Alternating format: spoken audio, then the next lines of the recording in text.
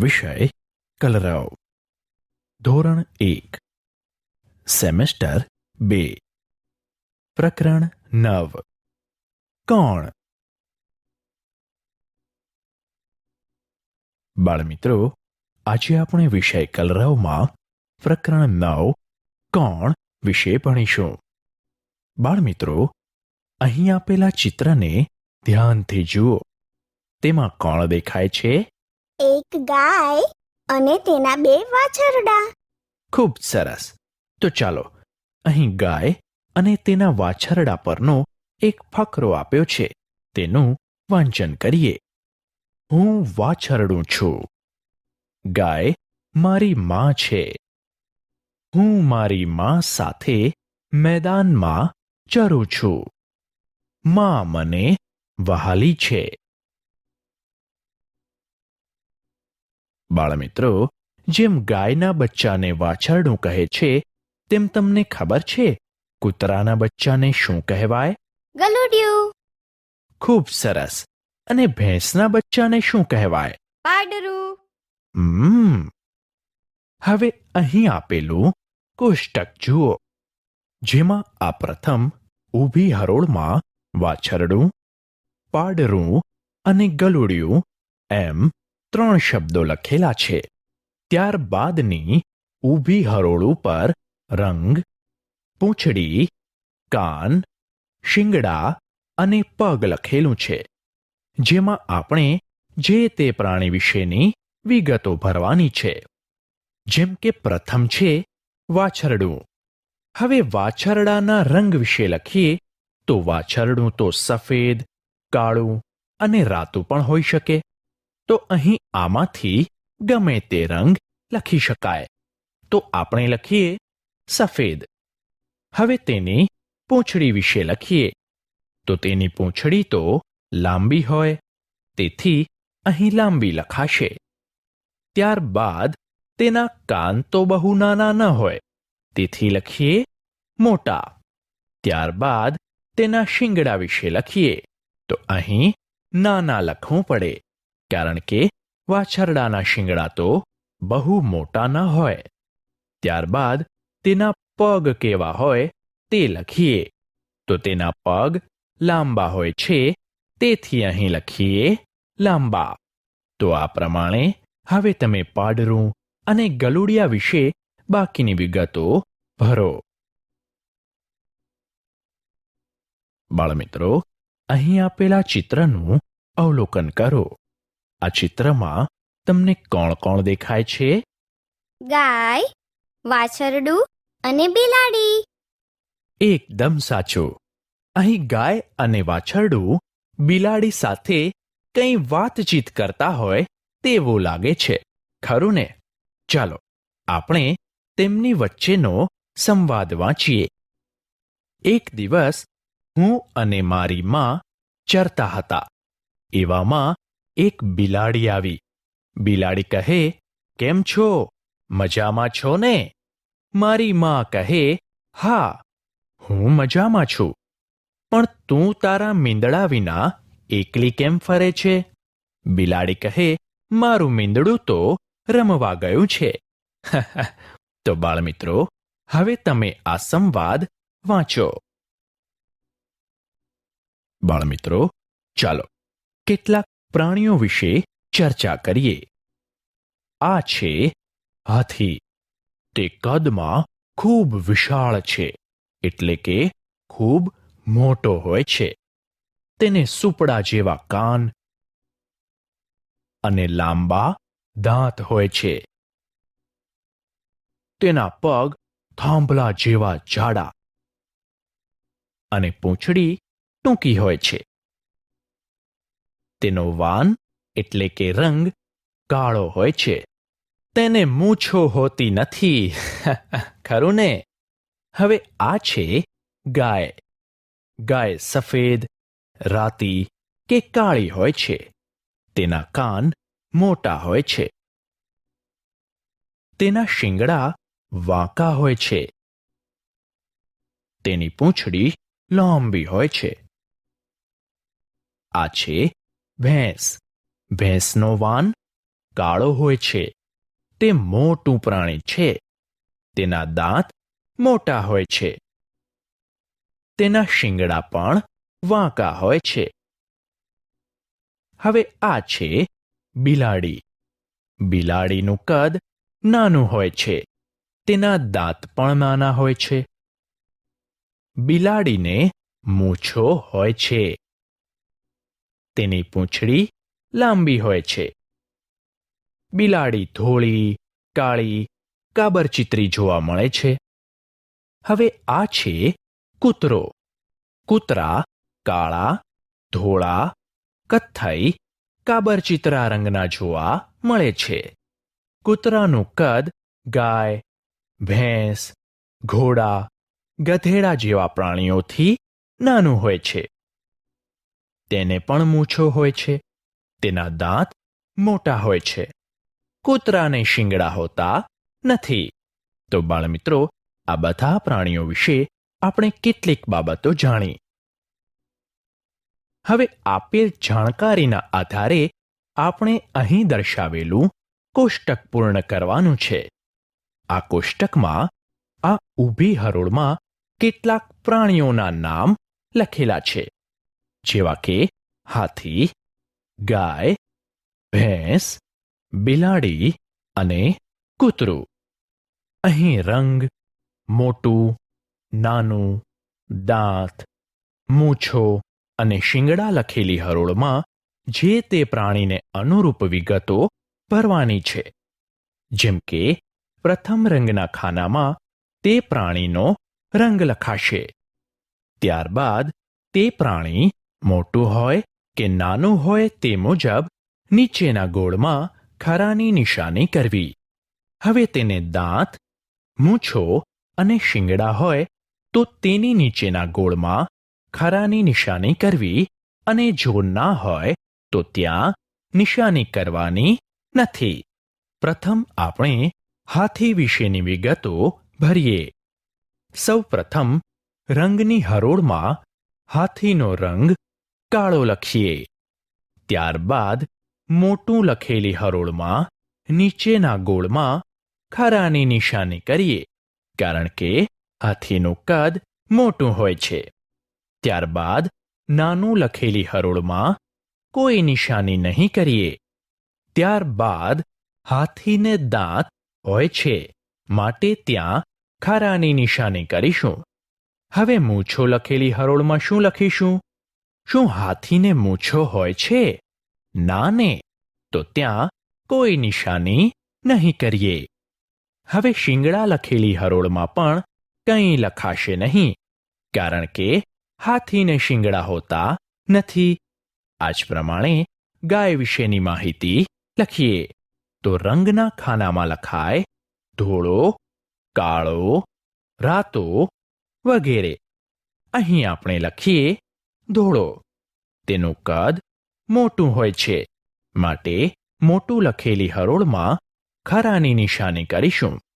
તે જ પ્રમાણે દાંત અને શિંગડાની હરોળમાં ખરાની નિશાની કરીશું. તો હવે તમે બાકીના પ્રાણીઓ વિશેની વિગતો આ કોષ્ટકમાં પૂરો. બાળમિત્રો, ચાલો હવે એક કોયડો ઉકેલીએ. જુઓ, અહીં આ ઊભી હરોળમાં કેટલાક પ્રાણીઓના ચિત્રો અને તેમની બાજુમાં કેટલીક સંખ્યાઓ આપેલી છે. અહીં સામેની બાજુ આ પ્રાણીઓના બચ્ચાઓના નામ આડાઅવળા ક્રમમાં આપેલા છે. આપણે જે તે પ્રાણીના બચ્ચાના નામને તે પ્રાણી સાથે જોડવાના છે. તે માટે આપણે પ્રાણીના ચિત્રની બાજુમાં આપેલી સંખ્યા જેવી જ સંખ્યા તેના બચ્ચાના નામની બાજુમાં લખી જોડકા જોડવાના છે. જેમ કે આ કૂતરાના ચિત્રમાં 3 લખેલા છે. હવે આપણે તો જાણીએ જ છીએ કે કૂતરાના બચ્ચાને ગલુડિયું કહે છે. તેથી અહીં આ ગલુડિયું લખેલા ખાનામાં આપણે કયો અંક લખીશું? તો અહીં 3 અંક લખીશું. આમ આપણે કૂતરું અને ગલુડિયું એમ બંનેના ખાનામાં સરખો અંક 3 લખી તેમની જોડ બનાવી. આ જ પ્રમાણે ગાયના બચ્ચાને શું કહેવાય? વાછરડું. ખૂબ સરસ. તો અહીં વાછરડું લખેલા ખાનામાં ગાયના ખાનામાં છે તેવો જ અંક 6 લખી તેમની જોડ બનાવીએ. હવે છે બિલાડી. બિલાડીના બચ્ચાને શું કહેવાય? મીંદડું. તો ત્યાં કયો અંક લખાશે? બિલાડીમાં 9 અંક છે, તેથી મીંદડાના ખાનામાં પણ 9 અંક લખાશે. ખૂબ સરસ. હવે કહો તો હાથીના બચ્ચાને શું કહેવાય? મદનિયું. ખૂબ સરસ. તો અહીં મદનિયું લખેલા ખાનામાં કયો અંક લખાશે? હાથીના ખાના જેવો જ 12 અંક લખાશે. ખૂબ સરસ. હવે કહો તો બકરીના બચ્ચાને શું કહેવાય? લવારું. તેથી લવારું લખેલા ખાનામાં બકરીના જેવો જ 15 અંક લખાશે, ખરું ને? હવે ઘોડાના બચ્ચાને શું કહેવાય? વછેરું. ખૂબ સરસ. તો અહીં કયો અંક લખાશે? ઘોડાનો અંક છે 18, તો વછેરાનો પણ અંક 18 લખાય. હવે કહો તો ગધેડાના બચ્ચાને શું કહેવાય? ગધેડાના બચ્ચાને ખોલકું કહેવાય. તો હવે આ ખોલકું લખેલા ખાનામાં ગધેડાના ખાના જેવો જ અંક 21 લખી દઈએ. આમ આપણે આપણો કોયડો પૂરો કર્યો. બાળમિત્રો, ચાલો અહીં આપેલા કેટલાક શબ્દોનું વાંચન કરીએ. ઉઠ્યો, લાવ્યો, ગળ્યો, ડૂબ્યો, થાક્યો, પડ્યો, મૂક્યો, ચાલ્યો, નાચ્યો, કાપ્યો, જાગ્યો, છૂટ્યો. તો હવે તમે પણ આ શબ્દોનું વાંચન કરો. બાળદોસ્તો, હવે અહીં આપણે સરખા પ્રાસવાળા એટલે કે સરખા ઉચ્ચારવાળા શબ્દોનું લેખન કરવાનું છે. અહીં ઉદાહરણમાં આપેલા શબ્દો જુઓ અને તેમના ઉચ્ચાર ધ્યાનથી સાંભળો. સુંદર, ગુંદર, ઉંદર. તમે જોયું ને કે આ ત્રણેય શબ્દોનો ઉચ્ચાર એક સરખો થાય છે. તેથી આવા શબ્દોને સરખા પ્રાસવાળા શબ્દો કહે છે. આ જ પ્રમાણે સરખા પ્રાસવાળા કેટલાક બીજા શબ્દો જોઈએ.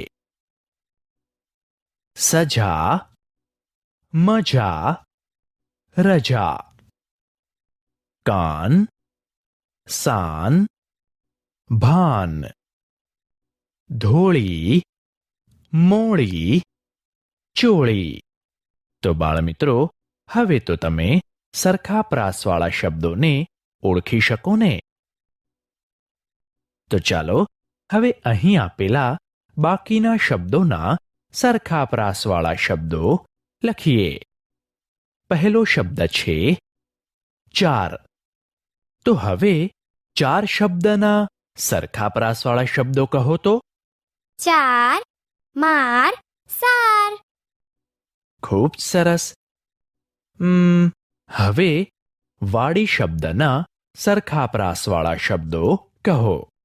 વાડી, સાડી, હાડી. શાબાશ. હવે માપ્યો શબ્દના સરખા પ્રાસવાળા શબ્દો કહો. માપ્યો, આપ્યો, કાપ્યો. ખૂબ સરસ. તો હવે તમે આ બધા શબ્દો સુંદર અક્ષરે લખો. બાળમિત્રો, ચાલો હવે એક કોયડો ઉકેલીએ. જુઓ, અહીં આ કોયડામાં કેટલાક પશુ, પંખી, જંતુ અને ફળના ચિત્રો આપેલા છે. આ ચિત્રોની સામે તેમના નામ લખેલા છે, પણ તે નામ અધૂરા છે. આપણે આ ચિત્રોને ઓળખી તેમના નામ પૂરા કરવાના છે. વિદ્યાર્થી મિત્રો, આ નામ તેમના ચિત્રોની સામે ગોઠવાયેલા નથી, તે આડાઅવળા ક્રમમાં છે. તો ચાલો આ ચિત્રોને ઓળખીએ અને તેમના અપૂર્ણ શબ્દોની ખાલી જગ્યા પૂરી આખો શબ્દ લખીએ. સૌપ્રથમ આ ચિત્ર છે સસલાનું. હવે સસલું શબ્દ શોધીએ. જુઓ, આ રહ્યો. પરંતુ આ શબ્દ તો અધૂરો છે. તો અહીં ખાલી જગ્યામાં શું લખીશું? સ. તો શબ્દ બન્યો સસલું, બરાબર ને? આ જ રીતે હવે બીજું ચિત્ર જોઈએ. તેમાં છે સફરજન. હવે સફરજન શબ્દ શોધીએ. જુઓ, આ રહ્યો. સ ખાલી જગ્યા ર ખાલી જગ્યા ન. હવે અહીં ખાલી સ્થાનમાં કયા અક્ષરો લખીશું? ફ અને જ. તો બની ગયો શબ્દ સફરજન. હવે છે કેળાનું ચિત્ર. તો ચાલો કેળા શબ્દ શોધીએ. જુઓ, આ રહ્યો. ખાલી જગ્યા ળા. અહીં ખાલી જગ્યામાં કયો અક્ષર લખાશે? કે. ખરું ને? તો અહીં બની ગયો શબ્દ કેળા. હવે છે હાથી. જુઓ, આ રહ્યો શબ્દ હા. ખાલી જગ્યા. અહીં ખાલી જગ્યામાં શું લખીશું? થી. બરાબર ને? તો બનશે હાથી. હવે છે ઉંદર. ઉંદર શબ્દ ક્યાં છે? જુઓ, આ રહ્યો. ખાલી જગ્યા દ ખાલી જગ્યા. અહીં આ બે ખાલી જગ્યામાં કયા અક્ષર લખાશે? ઉન અને ર. તો બને ઉંદર. તો હવે આ જ પ્રમાણે તમે ઘર, ચકલી, કાચબો, પતંગિયું અને માછલીના નામ શોધી અધૂરા શબ્દો પૂરા કરો. હવે અહીં આ તરફ આપેલા પશુ પક્ષીઓને ઓળખો. આ છે ગધેડું, મોર, કૂતરો, પોપટ, વાઘ અને કાગડો. ખૂબ સરસ. ગધેડું અને કૂતરો એ પાલતુ પ્રાણીઓ છે, જ્યારે વાઘ જંગલી પ્રાણી છે. બરાબર ને? તો બાળમિત્રો, આ કોયડો ઉકેલવાની મજા પડી ને? બાળમિત્રો, ચાલો રંગપૂરણીની પ્રવૃત્તિ કરીએ. જુઓ, અહીં 8 અંક લખેલા છે અને તેની બાજુમાં 8 પાન દોરેલા છે. ચાલો ગણીએ. 1 2 3 4 5 6 7 અને 8. હવે આપણે આ 8 પાનમાં રંગ પૂરવાનો છે. ચાલો પૂરીએ. આમ. હવે અહીં છે અંક 10. હવે અહીં આપેલા દડા પણ 10 છે કે નહીં તે ગણીએ. 1 2 3 4 5 6 7 8 9 અને 10. તો હવે આ 10 દડાઓમાં તમારા મનપસંદ રંગ પૂરો. હવે અહીં છે અંક 6. હવે સામે આપેલા તારા ગણીને જોઈએ કે તે પણ 6 છે કે નહીં. આ 1 2 3 4 5 અને 6. જુઓ, અહીં તારા પણ 6 છે. તો હવે આ 6 તારાઓમાં પણ તમારા મનપસંદ રંગ પૂરો. હવે અહીં છે અંક 12. ચાલો આ તારા પણ 12 છે કે નહીં તે જોઈએ. 1 2 3 4 5 6 7 8 9 10 11 અને 12. તો હવે તમે આ 12 તારાઓમાં પણ તમારા મનપસંદ રંગ પૂરો. બાળમિત્રો, ચાલો હવે મેદાનની એક રમત રમતા શીખીએ. અહીં શિક્ષક વિદ્યાર્થીઓના એક જૂથને બેના જૂથમાં સંખ્યાઓ બોલવાનું કહેશે. જેમ કે શિક્ષક કહે, બેના જૂથમાં સંખ્યા બોલો, તો વિદ્યાર્થીઓ વારાફરતી બેના જૂથમાં સંખ્યાઓ બોલતા કહેશે. 2, 4, 6, 8, 10, 12, 14. આમ રમત આગળ વધતી રહેશે. જે વિદ્યાર્થી આ પ્રમાણે સંખ્યા ન બોલી શકે તો તે રમતની બહાર થશે.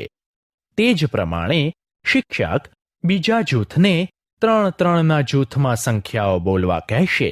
તો વિદ્યાર્થીઓ બોલશે 3, 6, 9, 12, 15, 18 વગેરે. આ જ પ્રમાણે શિક્ષક ત્રીજા જૂથને 4 જૂથમાં સંખ્યાઓ બોલવા કહેશે. તો વિદ્યાર્થીઓ બોલશે 4, 8, 12, 16, 20, 24, 28 વગેરે. તો હવે તમારા શિક્ષક કહે ત્યારે આ રમત રમો. બાળમિત્રો, અહીં 8 દડા આપેલા છે. જો આ 8 દડામાંથી બે દડાના જૂથ બનાવીએ તો કેટલા જૂથ થાય તે શોધીએ. જુઓ, આ એક જૂથ, આ બીજું જૂથ, આ ત્રીજું જૂથ અને આ ચોથું જૂથ. આમ 8 દડામાંથી બેના 4 જૂથ થાય. ચાલો આ જ પ્રમાણે અહીં આપેલા તારા ગણીએ અને તેમાંથી પણ બેના જૂથ બનાવીએ. સૌપ્રથમ તારા ગણીએ. 1, 2, 3, 4, 5, 6, 7, 8, 9, 10, 11, 12. અહીં કુલ 12 તારા છે. હવે આ 12 તારાઓમાંથી બેના જૂથ બનાવીએ તો આ એક જૂથ, આ બીજું જૂથ, આ ત્રીજું જૂથ, આ ચોથું જૂથ, આ પાંચમું જૂથ અને આ છઠ્ઠું જૂથ. તેથી અહીં 6 લખીએ. આમ 12 તારાઓમાંથી બેના 6 જૂથ બન્યા. તે જ પ્રમાણે અહીં આપેલી ચોકલેટો ગણીને બેના જૂથ બનાવીએ. 1, 2, 3, 4, 5, 6, 7, 8, 9, 10, 11, 12. અહીં 12 ચોકલેટો છે. હવે આ 12 ચોકલેટોમાંથી બેના જૂથ બનાવીએ તો આ 1, 2, 3, 4, 5 અને 6 જૂથ બને. તો અહીં લખીએ 6. તો બાળમિત્રો, આ જ પ્રમાણે હવે તમે બાકીની વસ્તુઓને ગણીને તેમના બેના જૂથ બનાવી જુઓ કે તે કેટલા બને છે. બાળમિત્રો, આપણે આગળની પ્રવૃત્તિમાં વિવિધ વસ્તુઓના બેના જૂથ બનાવતા શીખ્યા. હવે આપણે આપેલી વસ્તુઓના 3 જૂથ બનાવતા શીખીશું. જુઓ, અહીં કેટલીક ચોકલેટો આપી છે. પ્રથમ તે કેટલી છે તે ગણીએ. 1, 2, 3, 4, 5, 6, 7, 8, 9, 10, 11 અને 12. હવે આ 12 ચોકલેટોમાંથી 3 કેટલા જૂથ બને છે તે જોઈએ. આ 1, 2, 3 અને 4. જુઓ, અહીં કુલ 12 ચોકલેટોમાંથી 3 ચોકલેટના 4 જૂથ બન્યા. તો અહીં 4 લખાશે. તે જ રીતે અહીં આપેલી આઈસ્ક્રીમ કેન્ડી ગણીએ અને તેના ત્રણના જૂથ બનાવીએ. 1, 2, 3, 4, 5, 6. અહીં 6 કેન્ડી છે. હવે તેના ત્રણના જૂથ બનાવીએ તો આ 1 અને 2 એમ કુલ 2 જૂથ થાય. તો અહીં 2 લખીએ. તે જ પ્રમાણે આ વર્તુળને ગણીને ત્રણના જૂથ બનાવીએ. 1, 2, 3, 4, 5, 6, 7, 8, 9, 10, 11, 12, 13, 14, 15, 16, 17, 18, 19, 20, 21, 22, 23, 24, 25, 26, 27. અહીં કુલ 27 વર્તુળ છે. હવે તેમાંથી ત્રણ વર્તુળના જૂથ બનાવીએ તો આ 1, 2, 3, 4, 5, 6, 7, 8 અને 9 જૂથ બને. આમ કુલ 27 વર્તુળમાંથી ત્રણ વર્તુળના 9 જૂથ બન્યા. તો અહીં લખીએ 9. તો બાળમિત્રો, હવે તમે બાકીની વસ્તુઓને ગણી તેમના ત્રણના જૂથ બનાવો અને તે કેટલા બને છે તે નોંધો. બાળમિત્રો, આપણે અગાઉ કેટલીક વસ્તુઓના 2 અને 3ના જૂથ બનાવતા શીખ્યા. તે જ પ્રમાણે હવે અહીં આપેલી સંખ્યાઓને 2 ક્રમિક સંખ્યામાં લખવાની છે. જેમ કે અહીં ઉદાહરણમાં દર્શાવ્યું છે તે મુજબ પ્રથમ સંખ્યા છે 2. હવે 2 પછી આગળ 2માં ક્રમિક સંખ્યાઓ લખીએ તો 2 પછી 4, 6, 8, 10, 12 અને છેલ્લે 14 સંખ્યા લખાય. જુઓ, કોઈ પણ સંખ્યામાં 2 ઉમેરો તો તેના પછીની 2ના ક્રમમાં સંખ્યાઓ મળશે. આ જ પ્રમાણે આપણે 12 પછીની 2ની ક્રમિક સંખ્યાઓ લખીએ. 12 પછી 14, 16, 18, 20, 22 અને 24. આમ આપણને 12 પછીની 2ની ક્રમિક સંખ્યાઓ મળશે.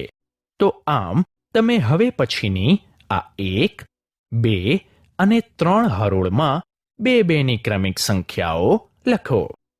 હવે આ હરોળ જુઓ, જેમાં 1 પછી 4 અને પછી 7 સંખ્યા લખેલી છે. અહીં 1 પછી 2, 3, 4 એમ કુલ 3 અને 4 પછી 5, 6, 7 એમ કુલ 3ના ક્રમમાં સંખ્યાઓ લખેલી છે. તો હવે આ જ ક્રમમાં આગળ લખીએ તો 7 પછી આવે 10, 13, 16, 19.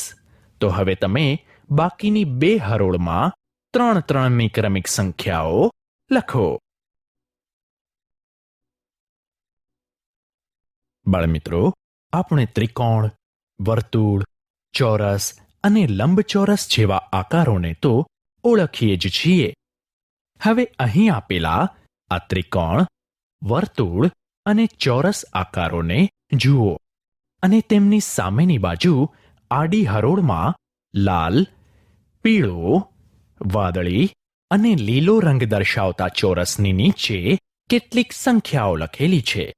જેમ કે આ ત્રિકોણની સામે લાલ રંગની નીચે 13, પીળા રંગની નીચે 24, વાદળી રંગની નીચે 4 અને લીલા રંગની નીચે 44 સંખ્યા લખેલી છે.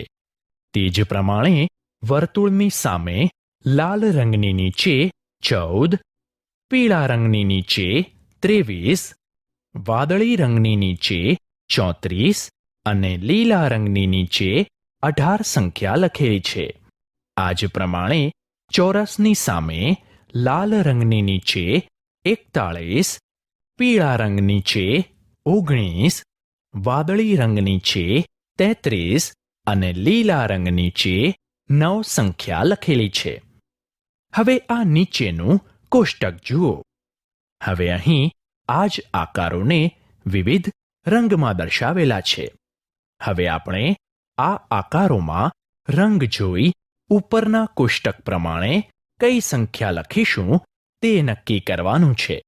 જેમ કે અહીં ત્રિકોણ આકારને લાલ રંગમાં દર્શાવેલો છે, તો ઉપરના કોષ્ટકમાં જુઓ કે ત્રિકોણની સામે લાલ રંગના ચોરસની નીચે કઈ સંખ્યા છે? જુઓ, આ સંખ્યા છે 13. તો અહીં નીચેના કોષ્ટકમાં લાલ ત્રિકોણની બાજુમાં પણ 13 લખીશું. તે જ પ્રમાણે હવે પીળા ત્રિકોણની બાજુમાં સંખ્યા લખવાની છે. તો હવે ઉપરનું કોષ્ટક જુઓ. તેમાં ત્રિકોણની સામે પીળા રંગના ખાનામાં 24 સંખ્યા લખેલી છે. તો અહીં નીચે પીળા ત્રિકોણની બાજુમાં 24 લખીએ. આ જ પ્રમાણે વાદળી ત્રિકોણની બાજુમાં ઉપરના કોષ્ટકમાં લખેલી 4 સંખ્યા લખવી પડે. હવે આ લીલા ત્રિકોણમાં ઉપરના કોષ્ટક પ્રમાણે 44 સંખ્યા લખવી પડે. તો આમ હવે તમે વિવિધ રંગોમાં આપેલા વર્તુળ અને ચોરસ આકારોની બાજુમાં અનુરૂપ સંખ્યાઓ લખી આખું કોષ્ટક પૂરું કરો.